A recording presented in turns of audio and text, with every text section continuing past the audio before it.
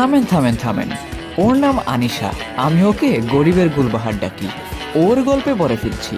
তার আগে hello everyone, আমরা রং। আমাদের জার্নির 2 মাস হয়ে গেল।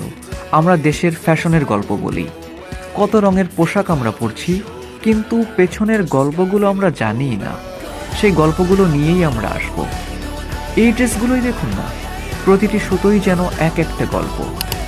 আর আপনি যদি উদ্যোক্তা হয়ে থাকেন, তাহলে আমাদের ব্র্যান্ড এবার জিরো থেকে শুরু করে শেষ পর্যন্ত আপনার সাথে থাকার অঙ্গীকার নিয়ে নামছে।